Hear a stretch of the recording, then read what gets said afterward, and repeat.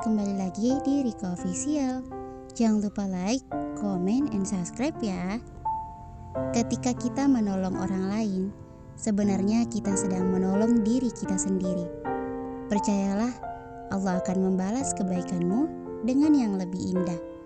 Kamulah takdirku, karya Fitriani Ayu Anwar. Pagi ini langit terlihat lebih cerah. Kami menjalani kegiatan sehari-hari seperti biasa. Pagi-pagi sekali aku dan Mas Rafka sudah selesai sarapan. Aku sudah terbiasa menyiapkan makanan untuk sarapan setiap harinya. Aku sedang merapikan kasur yang agak berantakan, merapikan spray, bantal, guling, juga melipat selimut tebal. Setelah itu aku menyapu, membersihkan seluruh penjuru ruangan kamar, tak lupa membersihkan debu-debu yang menempel di meja. Sedangkan Mas Rafka, suamiku itu sedang berada di kamar mandi, membersihkan diri seperti biasa.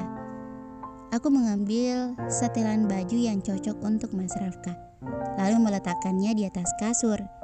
Setelah itu aku melangkah menuju rak sepatu, mengambil sepatu dan juga kaos kaki untuk Mas Rafka pakai.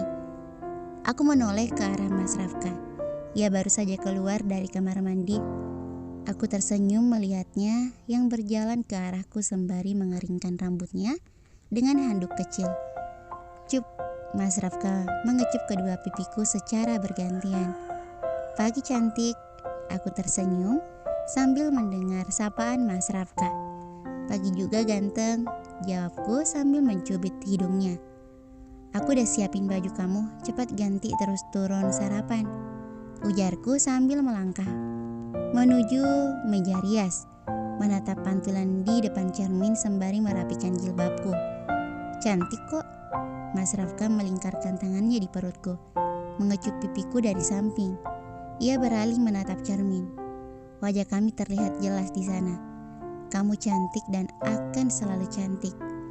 Aku terkekeh kecil lalu berbalik membuat wajahku dan Mas Rafka begitu dekat. Makasih sayang. Aku mencubit hidungnya gemas. Sini aku pakein. Aku mengambil alih dasi itu dari tangan Mas Rafka. Mas Rafka mengangguk sambil tersenyum. Peka banget. Aku tersenyum sambil geleng-geleng kepala. Aku mengalungkan dasi hitam itu pada kerah leher kemeja Mas Rafka. Aku sedikit berjinjit agar lebih mudah memasangkan dasi itu pada leher Mas Rafka. Mas Rafka yang peka akan kondisiku. Ia sepertinya kewalahan melihatku. Aku terpelonjak kaget saat Mas Rafka tiba-tiba memeluk pinggangku lalu mengangkat tubuhku. Mas, kagetku sambil memukul bahunya. Mas Rafka terkekeh kecil, biar gampang sayang. Aku tersenyum lalu melanjutkan gerakan tanganku, memasangkan dasi untuk Mas Rafka. Aku menepuk-nepuk bahu Mas Rafka sambil tersenyum puas. Udah selesai, sekarang turunin. Gak mau. Turunin, ntar aku jatuh sayang. Gak apa-apa, nanti aku tangkap. Aku terkekeh mendengar ucapan Mas Rafka. Udah turunin, nanti kamu telat Mas. Cium dulu dong, baru aku turunin. Modus, cibirku. Tetapi tetap saja aku menurut, mencium kedua pipinya secara bergantian.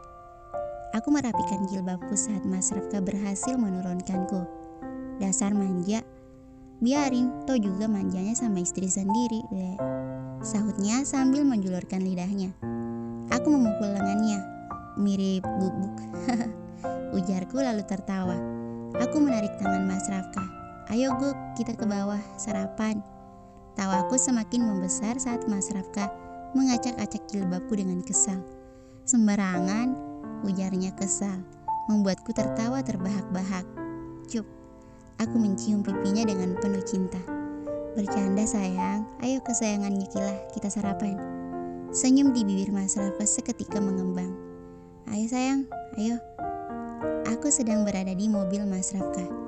Niatnya mau nebeng sampai depan pangkalan tempat biasa Vino mengamen. Sedangkan Mas Rafka, suamiku itu, akan berangkat menuju kantor. Aku ingin bertemu Vino. Tiba-tiba saja aku kepikiran dengan anak itu. Padahal baru-baru kemarin aku bertemu dengannya. Sekarang aku sudah rindu saja. Rindu memang tidak menentu. Ia tiba-tiba datang tanpa permisi. Rindu terus saja bertambah. Tetapi anehnya ia tidak tahu bagaimana caranya untuk berkurang, hilang bisa, yaitu dengan pertemuan. Aku dan Vino memang tidak ada ikatan keluarga, tetapi aku dapat merasakan apa yang ia rasakan, baik suka maupun duka. Kasihan dengan dirinya. Sampai sekarang pun aku masih saja merasa kasihan dengan anak kecil itu. Laju mobil Mas Rafka berhenti tepat di pinggir jalan, tempat biasa Vino mengamen. Aku dan Mas Rafka segera turun dan berjalan menuju tempat biasa Vino duduk. Keningku berkerut saat melihat tempat persinggahan Vino kosong. Tidak ada anak laki-laki itu di sana. Sayang, Vinonya mana? Aku menggeleng pelan. Nggak tahu juga. Biasanya dia ngamen di sini. Tunggu sebentar, ujar Mas Rafka. Ia berjalan menemui laki-laki parubaya yang sedang menyapu jalanan. Aku yang disuruh menunggu malah ikut ke sana. Permisi Pak, maaf sebelumnya. Saya mau bertanya, Bapak kenal tidak anak kecil laki-laki yang biasa mengamen di sini? Tanya Mas Rafka kepada bapak tua itu. Kenal, Vino bukan? Aku dan Mas Rafka langsung mengangguk cepat. Setahu Bapak, 3 hari ini dia sudah tidak datang untuk mengamen lagi. Kalau kata orang sekitar sih, dia sedang merawat ibunya yang sedang sakit. Aku terdiam mendengar jawaban bapak tua itu. Dadaku terasa sesak. Vino sekecil itu sudah bisa berbakti kepada ibunya. Ia merawat pemilik telapak kaki surga itu dengan baik. Aku teringat pada Umi dulu waktu masih seumuran Vino. Jangankan merawat Umi, dengan perintah Umi saja aku jarang. Aku lebih sering membantah perintah Umi. Maaf ya Allah. Oh begitu ya Pak. Kalau begitu terima kasih atas informasinya. Iya nak, sama-sama, ucapnya Rama lalu kembali melanjutkan pekerjaannya. Mas Rafka merangkul pundakku lalu menuntunku berjalan. Mas, kita ke rumah Vino ya. Aku jadi khawatir dengan kondisi Ibu Dewi. Iya sayang, ayo kita pergi sekarang. Aku mengangguk. Kami berjalan menuju mobil. Masuk lalu melanjutkan perjalanan. Kami sengaja melewati jalan yang sedikit jauh agar mobil kami bisa lewat. Kebetulan jalan menuju rumah Vino memang kecil.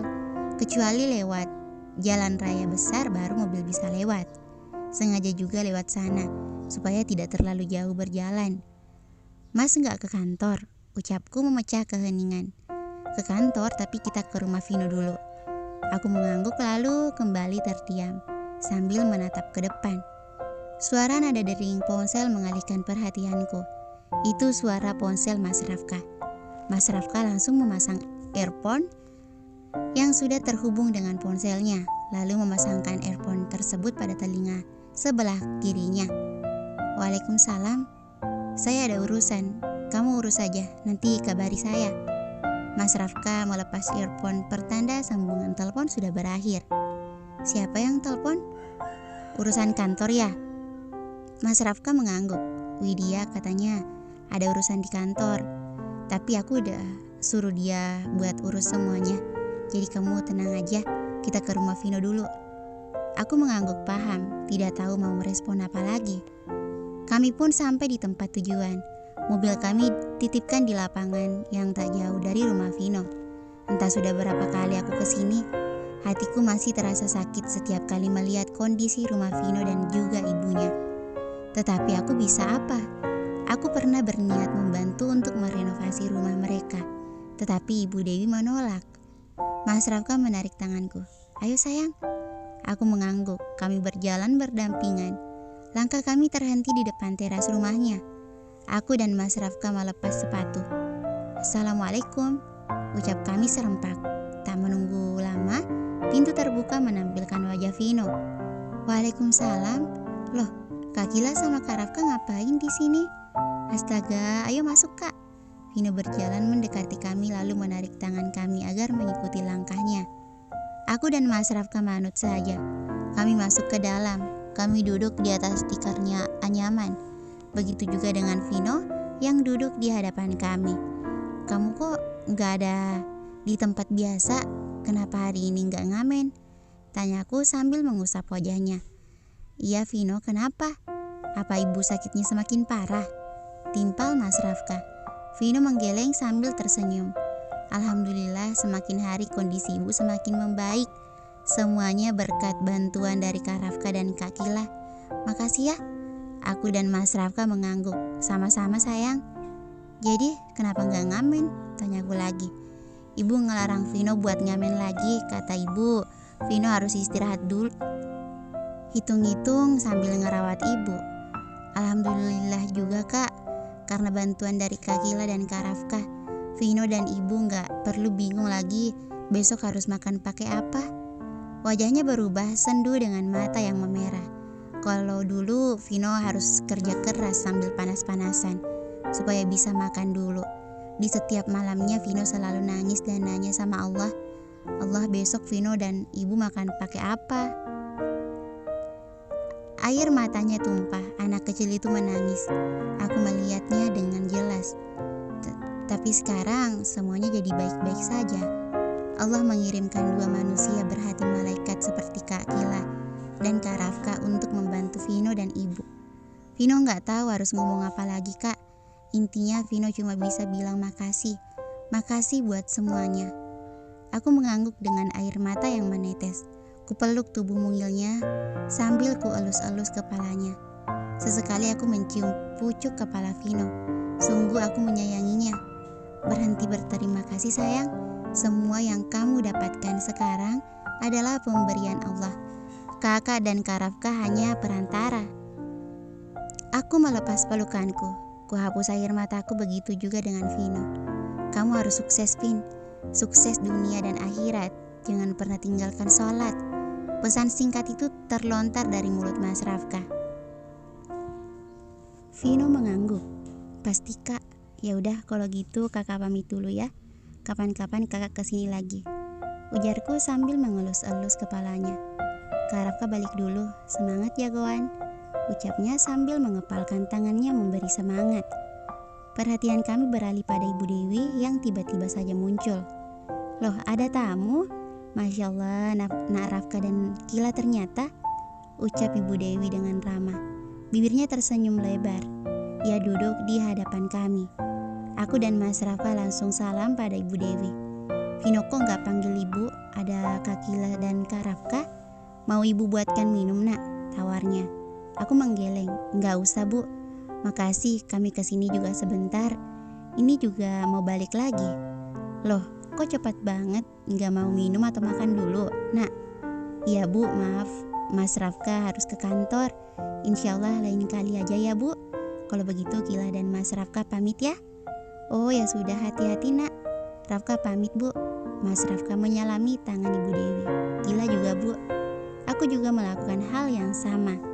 Kami semua berdiri, berjalan sampai ke teras. Sebelum benar-benar pergi, kami mengucapkan salam terlebih dahulu dan dijawab oleh Vino dan juga Ibu Dewi.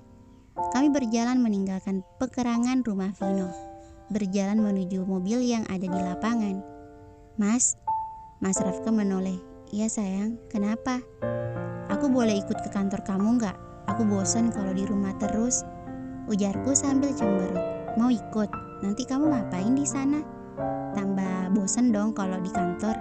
Nanti di sana pasti aku sibuk ngurus berkas-berkas. Nggak apa-apa, yang penting sama kamu. Daripada di rumah aku diam-diam doang. Mas Rafka mengelus-elus kepalaku. Di rumah aja ya. Nanti di kantor aku sibuk. Takutnya nanti kamu tambah bosan nggak ada teman. Kalau di rumah kan ada Bi Ima. Enggak, aku maunya ikut titik. Jangan ya sayang, cantiknya aku. Emang kenapa sih nggak boleh? Kamu takut aku nggak repotin? Iya. Aku melipat kedua tanganku di depan dada. Enggak sayang, nggak gitu. Aku cuma takut nanti kamu bosan. Halah, bilang aja sih kalau kamu takut nanti aku di sana ngerepotin. Aku mengerucutkan bibirku kesal. Tahu kok, kamu nggak mau direpotin. Ya udah sih, aku nggak jadi ikut. Aku menghentakkan kakiku lalu mempercepat langkahku. Ngambek terus. Bersambung. Thank you for watching.